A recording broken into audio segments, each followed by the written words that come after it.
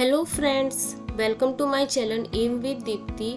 तो अभी जो है टाइम हो रहा है सुबह के 5 बज रहे हैं। तो फिर उसके बाद जो है बाहर का व्यू मैं दिखा रही थी आपको, सुबह 5 बजे कैसा होता है, और मैं वो स्टार भी दिखा रही थी। उसके बाद जो है मुझे आधा घंटा लगता ही है जो है मॉर्निंग में, मतलब जो फ्रेश व्रेश होने में। उसके बाद जस्ट आप देख सकते हो कितना ज़्यादा उजाला हो चुका है 5:30 को।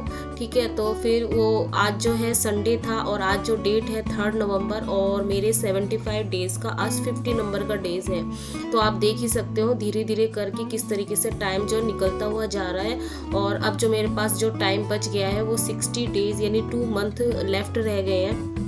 ठीक है, तो फिर यही होता है कि जब आप कोई स्ट्रेटेजी लेके चलते हैं ना, तो आपको टाइम की जो वैल्यू है वो पता लगने लगती है असलियत में कि हाँ टाइम कहाँ जा रहा है, और आप उसको फिर सही तरीके से यूज़ कर सकते हो। नहीं तो अगर कोई स्ट्रेटेजी नहीं बनाती है ना, तो आपका दिन एक एक दिन आप ऐसे ना वेस्ट ही कर देते हो कि चलो कोई नहीं, आज नहीं कल पढ़ेंगे, नहीं फिर परसों पढ़ेंगे, इस तरीके से जाता है। जब आप टाइम बाउंडेड कर देते हो कि नहीं इतने टाइम के अंदर ही मुझे सारा सिलेबस कंप्लीट करना है, या एटलीस्ट इतना पोर्शन मेरे को कंप्लीट करना है, क्योंकि हमें तो पता ही है कि जब तक एग्जाम है तब तक हमें अपना स्टडी है वो करते रहना है। तो सिलेबस तो कंप्लीट नहीं होता है, लेकिन यही है क्योंकि कुछ भी पूछ सकते हैं, लेकिन जितना जो लिखा हुआ होता है, जो अप्रोक्स हमें पता होता है जनरल वे में कि हाँ ये सिलेबस, तो उसकी एक स्ट्रेटेजी बनानी चाहिए हमें, और उसको फिर जो है मंथली, फिर वीकली, फिर डे वाइज हमें डिवाइड करना चाहिए। तो हर एक डे अगर आप डिसाइड करते हो ना कि ये मेरा टारगेट है और उसको ये फिनिश करना है, तो आप हर एक दिन को बहुत अच्छे से यूटिलाइज कर सकते हो, और आपको पता भी होता है कि आपने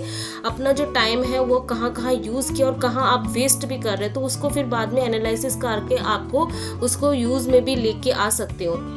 ठीक है, तो ये जो टाइम जो है हम यूजली जो होता है ना हाउसवाइफ, वो कैसे टाइम को निकाले, वो सबसे ज़्यादा फ्रस्ट्रेट और परेशान रहते हैं कि वो टाइम को कैसे निकाले स्टडी के लिए। ठीक है, तो जब आप डे वाइज अपना टारगेट बनाते हो, तो कहीं ना कहीं आप अपना पूरा दिन देखेंगे कि हाँ मेरा ये टाइम इस जगह वेस्ट हो जाता है, इसको मैं अपनी स्टडी में यूज़ कर सकती थी। ठीक है, तो इसलिए हर एक चीज़ ना ऑब्जर्व करनी चाहिए, नोटिस करनी चाहिए, तभी आपको खुद अपना जो है डेली के टारगेट में, डेली का जो रूटीन है उसमें आपको पता हो जाएगा कि हाँ ये जो टाइम है ये मैं अपना अच्छे से यूज़ कर सकती हूँ। तो वही है, सुबह की जो स्टडी हुई थी अप्रोक्स 1 आवर की स्टडी हो चुकी थी मेरी, और उसके बाद जो है मॉर्निंग पूजा हो चुकी थी मेरी। तो आज मैंने जल्दी ही सब कुछ कर लिया था, क्योंकि संडे का दिन जो है नॉर्मली क्या होता है, मेरा 11 तो बजते ही हैं, क्योंकि मैं सारा जो सब कुछ क्लीन व्लीन करके फिर उसके बाद जो है नहा धो के फिर मैं अपना पढ़ने बैठती हूँ। तो संडे का दिन आज ऐसा था कि मुझे मार्केट जाना था, क्योंकि अभी जो है हाल फिलहाल ऐसी कंडीशन है मुझे ही सारी शॉपिंग वगैरह करनी पड़ती है। हस्बैंड बिल्कुल हेल्प नहीं कर पाते, क्योंकि वो संडे जो जितने भी दिन है वो छुट्टी होती है, तो वो अर्ली मॉर्निंग ही चले जाते हैं कंस्ट्रक्शन साइट पे अपना ब्रेकफास्ट वगैरह करके, जो भी है। तो जो भी है घर का काम जो है मुझे ही करना पड़ता है। तो फिर वही है कि मुझे थोड़ी देर बाद निकलना ही था, तो मैंने सोचा कि थोड़ा स्टडी कर लेते हैं। अभी बेटा जो है वो अपने फ्रेंड के घर खेलने गया हुआ था, तो सुबह से जो है मेरी 3 घंटे की स्टडी हो चुकी थी। अभी जो है वो 2 आवर्स दिखा रहा होगा। उसके बाद जो है मैं मार्केट वगैरह आके, मतलब थोड़ी सी ही शॉपिंग करनी थी। उसके बाद जो है आफ्टरनून में जो लंच वगैरह बना के फिर उसके बाद थोड़ा सा और पढ़ के, तो अभी जो है इवनिंग का टाइम है।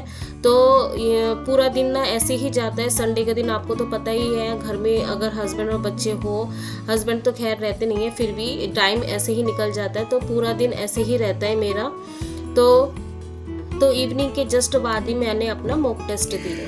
तो जो अभी मैंने टेस्ट दिया DT+B NDMC PRT, मतलब हमें पेपर 1 का ही करना है, तो मैंने आज इसका दिया था।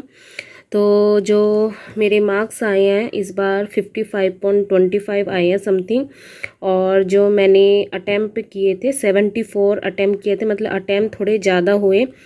तो लेकिन जो है 15 रॉन्ग हो गया, और 15 जो रॉन्ग है ना, थोड़े थोड़े जो 5 to 6 ऐसे थे जो सिली मिस्टेक थे। तो थोड़ा कॉन्शियस होके मुझे और करना पड़ेगा, लेकिन ये है कि थोड़ा सा इम्प्रूव में है। जो पहले जो 44 थे, मतलब उससे थोड़े से इंक्रीज़ हुए। तो इसमें जो है मेंटल एबिलिटी में थोड़ा सा इंक्रीज़ हुआ है, लेकिन फिर भी मुझे और भी करना है। जीके में 11.8 समथिंग आए हैं, मैथ में 12.8, लेकिन मैं उसमें इसमें ना इसी मैथ में ही जो मैं सिली मिस्टेक बोल रही हूँ ना, ये मैथ में ही मेरे हुए हैं जो सिली मिस्टेक हुए हैं। जो यूनिट डिजिट निकालना होता उसमें भी बहुत ज़्यादा मेरी सिली मिस्टेक हुई है, जो मैंने जल्दी में मतलब ये समझो ना गलती कर दी। हिंदी में 14.2, इंग्लिश में ना इंक्रीज़ नहीं हो पा रही। इंक्रीज़ इसलिए नहीं हो पा रही क्योंकि PQRS में मुझे बहुत, तो इंग्लिश में जो मार्क्स है मेरे इंक्रीज़ नहीं हो पा रहे, बहुत ज़्यादा जो है PQRS में मुझे प्रॉब्लम हो रही है समझने में कि फिर मैं कई सारे ना समझ में नहीं आ रहे, रॉन्ग नहीं हो जाए उसके चक्कर में बहुत सारे मैंने छोड़ भी दिए। तो इंग्लिश में इम्प्रूव करना पड़ेगा, तो फिर थोड़ा सा ये बोल सकते हो कि इंक्रीज़ होगा 60 फिर मेरे आ पाएंगे, मतलब क्योंकि हम ना ज़्यादा तो वो डिपेंड नहीं रह सकते GS में, ठीक है। और जो मेंटल एबिलिटी है वो थोड़ा सा इम्प्रूव करना है मुझे, 15 तक इसको लेके जाना है। और GK में जितना आया मैं बोलूँगी बहुत एनफ है, क्योंकि इसमें हम कोई श्योर नहीं है, कभी कुछ भी आ सकता है। लेकिन हाँ, मुझे जो मेहनत करनी है, एक तो जो रीजनिंग में करनी है और जो इंग्लिश में है इसमें, ठीक है। मैथ में सिली मिस्टेक हो रही है, उसके लिए क्या है प्रैक्टिस ही कर सकते हैं, क्योंकि इसमें ओवर कॉन्फिडेंस हो गई, जो भी हो मैं इसमें ज़्यादा कर सकती, क्योंकि आज जो मैंने टेस्ट दिया, मतलब जो मैंने मॉक टेस्ट दिया प्रीवियस पेपर का, तो इसमें ना इजी आया हुआ था, ज़्यादा हार्ड नहीं आया हुआ था। 2-3 क्वेश्चन बहुत हार्ड थे, लेकिन वो छोड़ने वाले ही होते, क्योंकि हमें 20 में से 20 नहीं करने होते मैथ में स्पेशली। तो किसी दिन मैं शेयर करूंगी कि मेरी क्या स्ट्रेटेजी है पेपर 1 के लिए, एग्ज़ाम पेपर 1 जो होता है हमारा, कि उसको किस तरीके से हैंडल करना है। वैसे तो मेरा सिंपल स्ट्रेटेजी यही होता है जो मैं करती आ रही हूँ, कि 1 आवर में, जैसे 6:30 को मैं लेके बैठी थी, ठीक है, तो 7:30 तक मुझे ये था कि 1 आवर में मुझे कंप्लीट करना है। हमेशा मेरी स्ट्रेटेजी ये रहती है कि 1 आवर में मुझे अपना पेपर 1 कंप्लीट करना होता है, ठीक है। तो इसके बाद जो है मेरे रॉन्ग सॉल्यूशन में अगर देखें तो इस बार जो है रीजनिंग में कम मेरे गलत हुए, इसी और मैंने छोड़ भी दिए जो मुझे समझ में नहीं आ रहे, तो थोड़े कम गलत हुए, इसकी वजह से नंबर इंक्रीज़ हुए। तो यही होता है, आपको आता है तो करना चाहिए, नहीं तो फिर छोड़ देना चाहिए, नहीं तो वो क्या करते हैं नंबर डिक्रीज़ ही करते हैं, ठीक है। तो जैसे GS में भी मैंने बहुत सिली मिस्टेक की, इसमें बायोगैस में मेरा मैंने ब्यूटेन किया था, तो मीथेन आना चाहिए था, ये बहुत बड़ी मिस्टेक कर दी, सिली मिस्टेक मैंने। तो उसके बाद जो है रॉन्ग मेरे कम हुए GS में, इसलिए नंबर मेरे सही आ गए इस बार।